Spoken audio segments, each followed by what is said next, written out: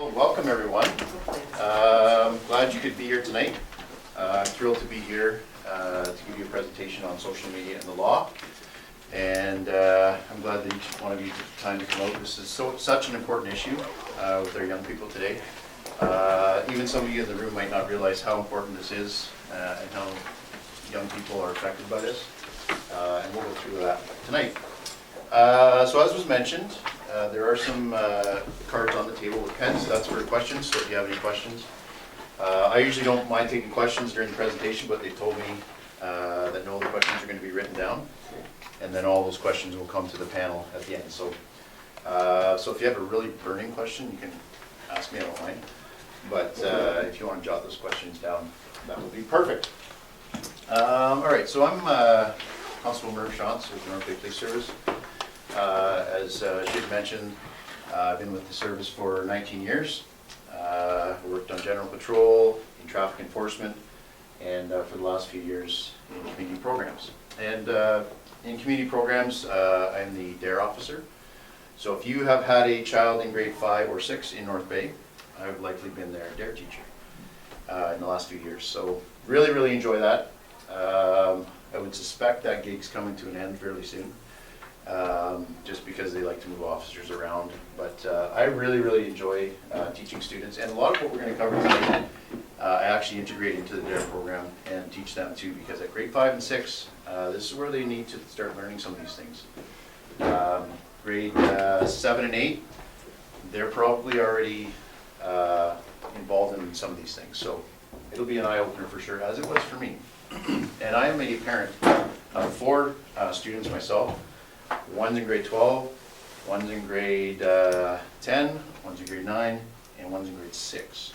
So I have them kind of at all different areas of the school spectrum. So I kind of know where you're at, I think, if you have a parent or if you have a child in any of those age groups. All right, so just an overview of what we're going to talk about in the next 25 minutes or so. I call it the WWWW, the wonderful World Wide Web. It's so wonderful. Sometimes it gives me headaches, but we're going to do a case study of a young girl named Amanda Todd. Probably some of you have heard of Amanda Todd. It's quite a famous case. Happened here in Canada. We're going to talk about cyberbullying and the law, and we're also going to take a close look at new laws related to sending images, which is the one that I want to key in on tonight. And just a couple of things to wrap up. Talk to your preteens about and teens about the law and where to find help if needed. So that's kind of an overview of where we're going to be going. So what is Web 2.0? Well, when the internet first started, and I can remember that, as many of you do, you know, I was kind of in university, and the internet was a great thing to get information from. You kind of went there when you had a project due and you looked for information, you could glean it from there. But Web 2.0 is the second generation of the internet, which has allows users now to interact through a variety of medium, including blog sites and all those wonderful social media sites that we just love as parents. You know, it wasn't always that way. It was sort of one-sided. The information was put up there by somebody, and we just gleaned it off there. Now it's much more interactive. And the impact of social media has allowed people to interact with each other. It's created a new level of anonymity, right? So, in other words, we can get online now and we can make a fake profile. Nobody knows who we are. We can interact with people around the world without boundaries. And of course, the explosion of smartphones can now connect whoever with whomever they want to connect with, wherever they are. So literally, you can be connected 24 hours, and you know that because you probably have some students that are connected 24 hours a day. And it's greatly changed the way that we communicate with each other. This, of course, can be used for much good and evil as well. You know, if any of you have family that live in other places, maybe even around the world, it's such an easy and such a wonderful thing to be able to connect with them and talk to them. But as we know, and we'll see some of the evils that, and that's kind of what we're here for tonight, see some of the evil side of social media and the internet. Just a couple quotes that I found. The internet's so big, so powerful, and so pointless that for some people, it's a complete substitute for life. It's kind of a sad statement, but it's true. You probably know some people that are pretty much addicted and online all the time. This guy looks familiar. I think he's #1 now in the world for riches. He said, the internet is becoming the town square for a global village of tomorrow. So take that as it is, but obviously, the world is becoming a smaller place as we can connect to everybody that we need. So we're going to start out by looking at a case study. This beautiful young girl is named Amanda Todd. She was born on November 27th, 1996, and she died on October 10th, 2012. She was 15 years old at the time. And I talk about this presentation in particular just to kind of give us some context and a real life example of some of the dangers that are out there. So 11-year-old Amanda, grade 7 at Port Coquitlam, British Columbia, just like any other regular 11-year-old, began to get online, chat with friends and strangers, and much of her life was spent, she'd come home from school, she'd go into her room, boop, laptop comes open, and she'd use blog TV, interact with people, and she used that blog TV actually as her chat platform. So she would often be doing things in front of the webcam, dancing, singing, and she would get a lot of feedback from people. She's a pretty young girl, and people would enjoy watching her sing and dance and do things like that. Pretty innocent stuff. On one occasion, in December of 2009, Amanda was doing her regular thing, and she had 200 viewers from around the world. She didn't know who any of them were because they all log in under a name that we don't know whether it's a real name or a fictitious name. A stranger watching asked her to expose herself. He said, "Why don't you lift up your shirt for the webcam?" And she thought, "I don't want to do that. That's gross. Why would I do that?" Well, this person kept asking her continually, and finally she said, "You know what, this guy's really bugging me. I'm just going to do it and get it over with, and then it'll be done, and then I can move on." So in a moment of indiscretion, making a bad choice, Amanda decided that she would lift her shirt for the webcam, expose herself, and put her shirt right back down, about 2 seconds. Well, that 2 seconds and her choice to do that was the starting of the downfall and unraveling of her life. There was another viewer that was on Blog TV at the same time, trolling for victims. His name was Tyler Boo. And Tyler Boo took a screenshot, and he was ready. He took a screenshot of her when she had her top up, and then he began to extort Amanda. So he began to say, I've got a picture of you now, but if you give me 3 more shows, then it'll all go away. Otherwise, I'll basically make your life a living hell. She refused to do that, good for her, but unfortunately the damage had already been done. What Tyler Boo did was he posted a picture to a porn site, and then he sent a link to all of her Facebook friends. Now Tyler was very sophisticated in computers, and he had gone in and hacked her system and figured out who all her friends were on Facebook. And the next day, when Amanda went into school, she didn't even realize it, but everyone was opening their Facebook and seeing her picture with her exposed. And it was devastating to her. She became the target of bullying at school. All of her so-called friends now were turning on her. She's being called every name in the book, as you can imagine. And the bullying continued. And she changed schools twice, so she ended up going to 3 different schools over a 2-year period. But what Tyler Boo would do was he would continually find her new friends, and then he would pose as a new student at the school on Facebook and invite all of her friends. And then, of course, young people, there's a new kid, we want to invite them as our friend. Well, as soon as they clicked on it, then the picture of Amanda came up. So every school she would go to, the bullying would continue. And it was relentless. So she became very, very depressed over the next couple of years. She was tormented by Tyler Boo for about 2 years, continually demanding more shows. The bullying was relentless, cyber bullying, social bullying, didn't have any friends anymore, and physical bullying as well. She was kicked and punched and beat up at school. Very, very tragic, and often she cried herself to sleep. On September the 7th, 2010, Amanda made a now famous video, YouTube video, as a cry for help. And some of you may have seen it. It has many, I don't even know how many views it has now. When I started this, I was saying 20 million, and I think it's a lot more than that now.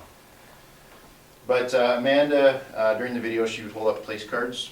If you haven't seen it, Google it tonight when you go home. But she holds up place cards basically, just telling her story of her tragic life. And there's no talking in it, it's just some music in the background. And she talks about, or she shows all the struggles that she was having with bullying and internet and extortion. Although Amanda was getting counseling and help and all those things, she basically couldn't handle life. And about a month after posting that video, she took her own life.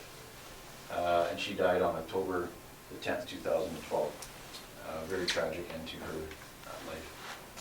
So, and I should mention this, along the way, they had gone to the police and they said, this is what's happening. And this is not a proud moment for policing in general, and this was out west, but they basically said, tell her to shut off her computer. Tell her to go outside. Kids are on the computer too much these days. Just tell her to forget about it. But we know that doesn't work. Keeping in mind this was now going back quite a few years. And we just hadn't caught up at that point. So now many things have changed in policing, that's for sure.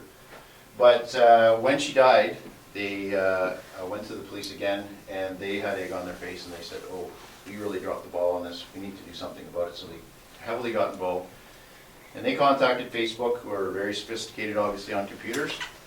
And Facebook was the platform that Tyler Boo was using. And 3 policing agencies from around the world began to work on this with Facebook.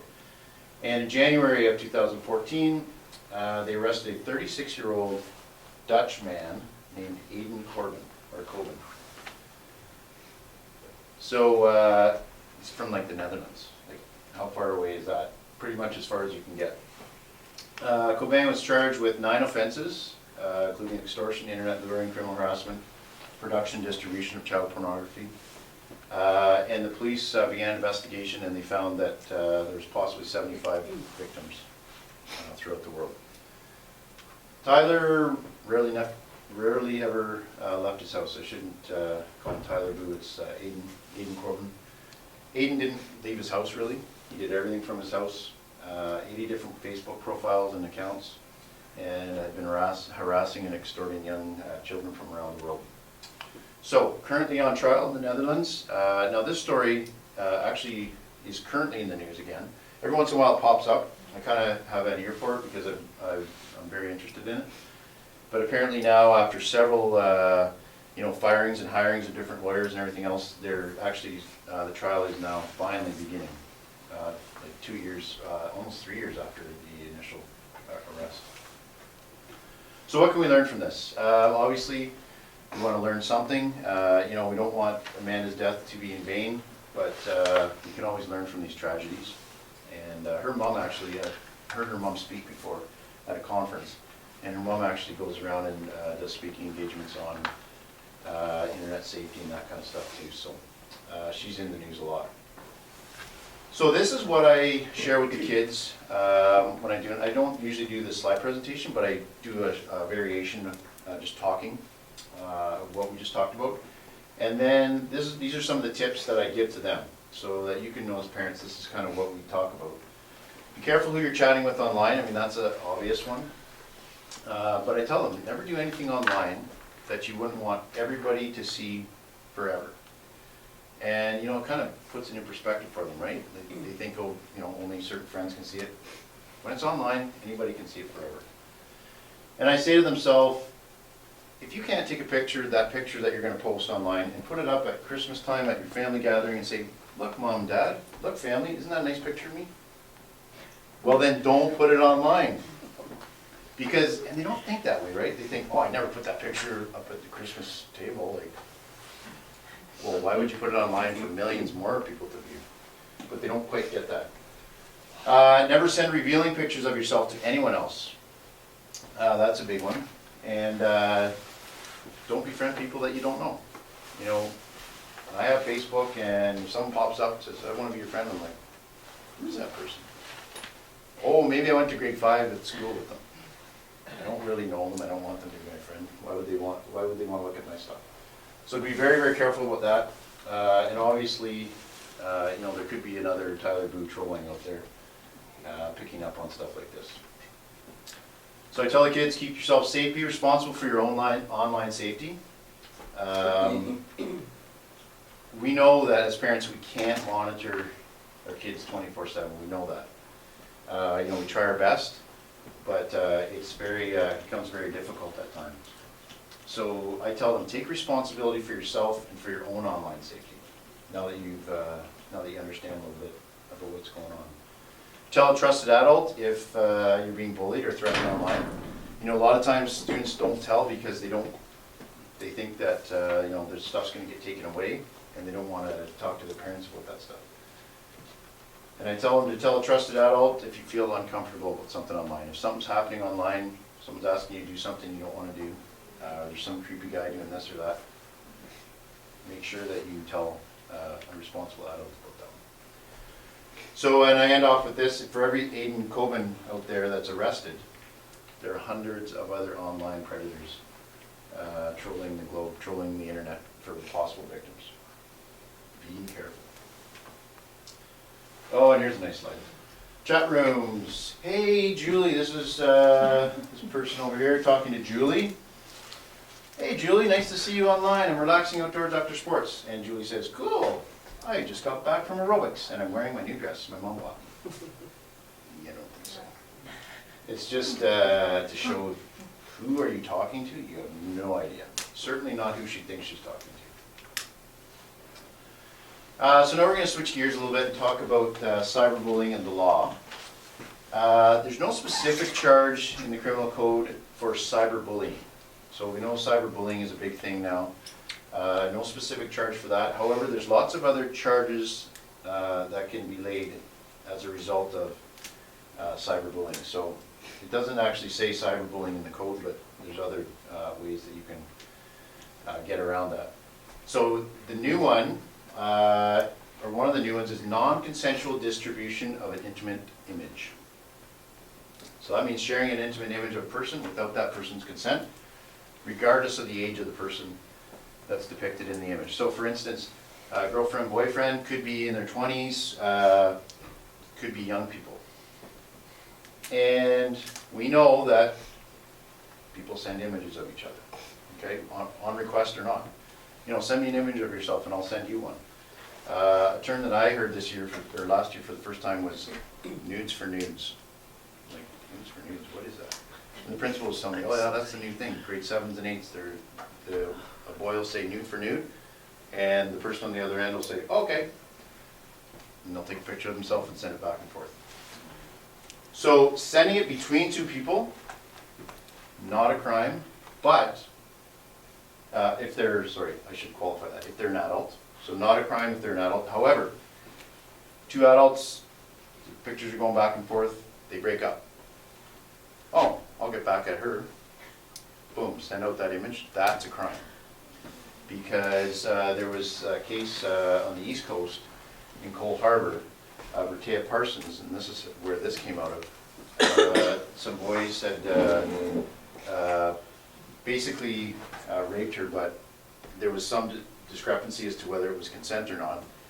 And but what they did was they took pictures of it and they blasted it out everywhere. And they couldn't really lay charges because they didn't have anything, any laws in place. So this came out of that. So if you have an image of someone that's intimate and you're going to send that out, you better get permission from them. Now who's going to get permission for that? Nobody in their right mind. So good luck with that, and you better get it in writing, because no one will ever believe it. But that's a big one there, so any sending out of any images of someone without their consent, that's illegal. Criminal harassment, of course, if you harass another person, causing them to fear for their safety or safety of anyone else, that's in there. Extortion, that's what Tyler Boo did, the use of threats, accusations, and violence. When you're trying to force another person to do something, that's extortion, that's in the criminal code. Defamatory libel, probably didn't know this one was in there. So you publish or make a false statement about someone, to defame them, insult, slur, or offend. So that word publish, what does that mean? Well, I'm thinking if you put anything online now, it's published because it's out there for the public to see.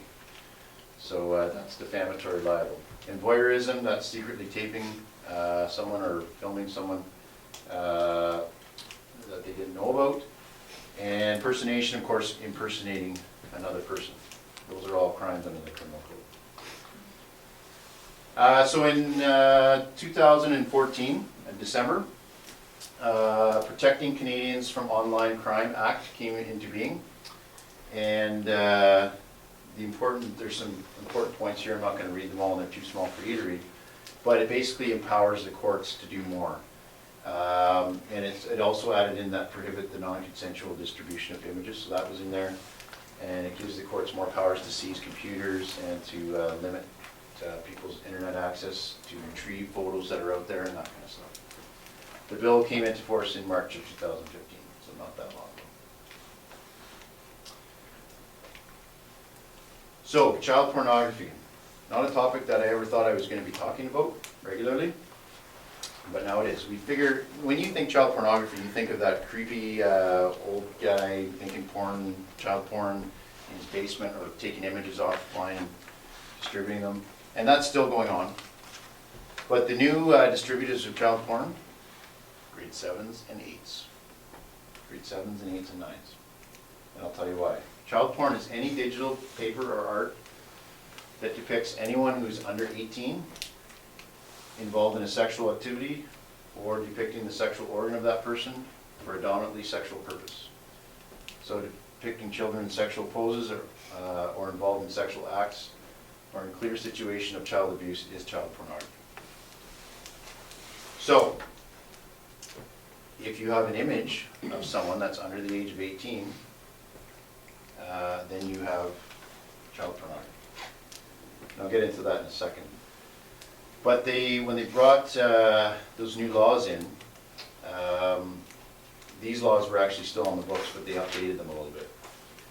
Consequences for cyberbullying or child porn. I talked to the students about this. You can get suspended or expelled from school. And some of those things may involve charges. Making, possessing, or distributing child pornography. And that carries mandatory sentences. Mandatory jail time.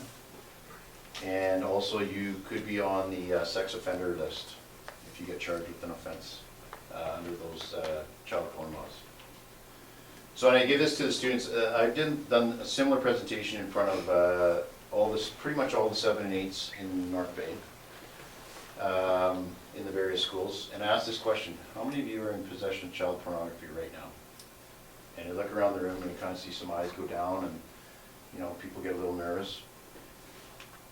But oh, I got it flashing there. That'll catch their attention. But then I go on to explain. I say, okay, to receive something that you didn't ask for is not a crime. But what you do with that image when you receive it, then it becomes a crime or not. So I tell them, don't request images. Don't do the nudes for nudes thing. Don't request. If you receive an intimate image of someone under 18, what do you do with that? And I use the example. I say, you got your smartphone, you're standing there, and all of a sudden, bing, it goes off, and oh, I wasn't expecting that. What am I going to do with that? Well, report it to adults, and they all know now at the school, that's got to go right to us, right to the police. We've had incidents in North Bay where pictures have been sent, comes across someone who takes it to a teacher, principal gets it, we get involved right away. We have to track everybody down who sent the image. One time we were working on 50 different people because it had got that far in a couple days. Doesn't take long. You know, people get it, fire it off to the next person, and then we have to track them down. Who did you send it to? Who did you send it to?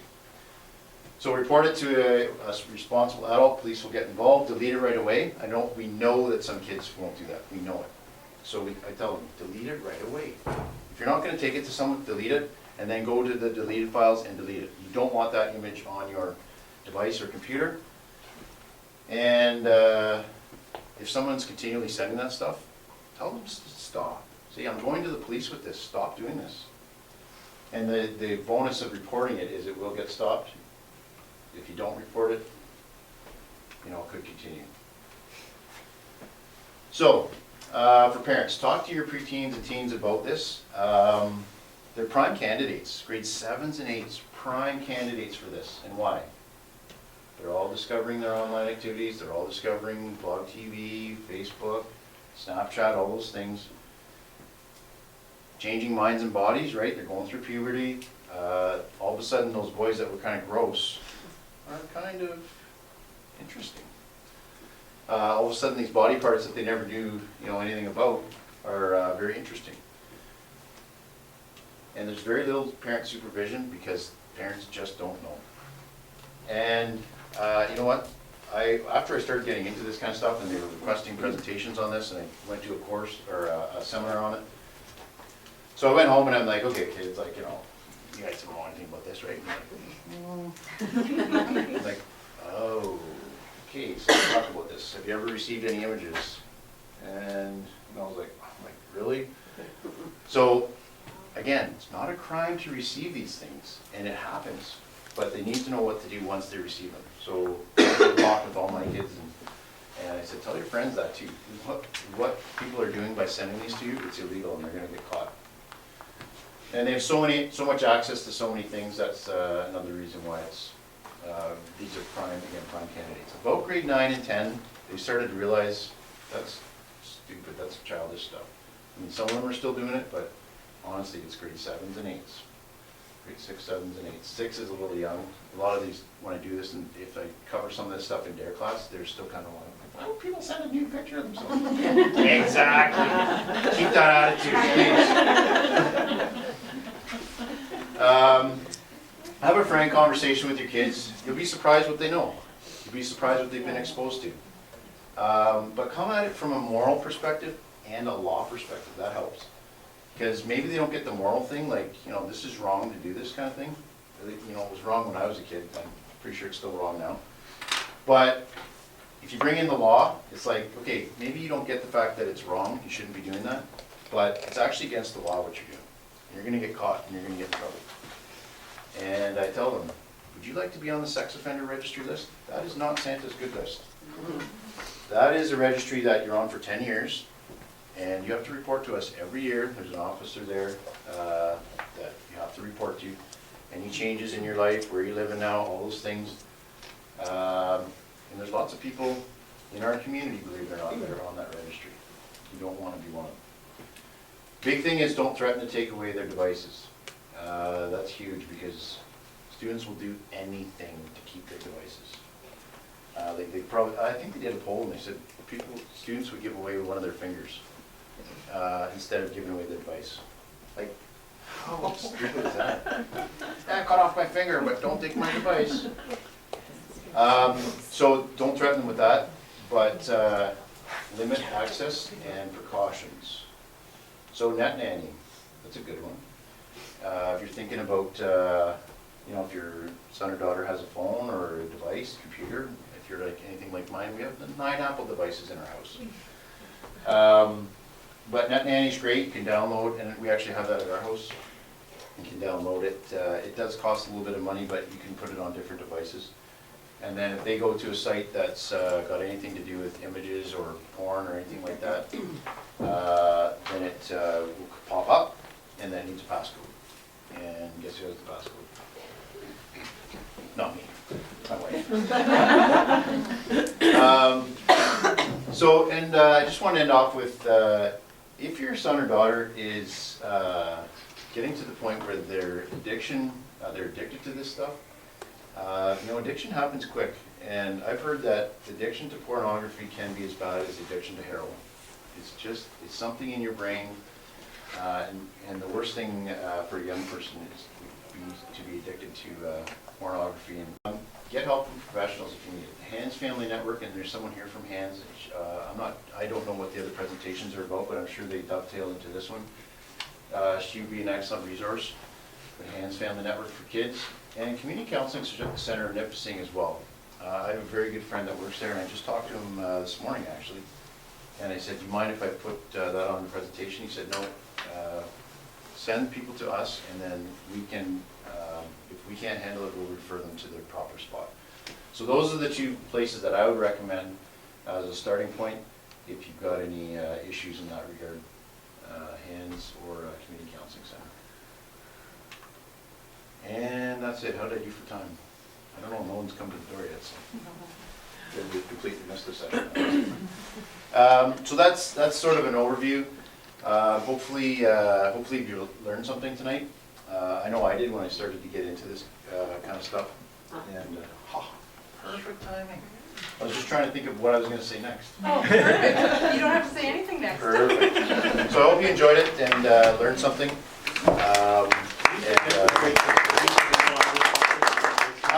Grade 5 and 6, we talked about Amanda Todd, and we talked about volunteers. So I think this is exactly, let's turn down a little bit. Yeah.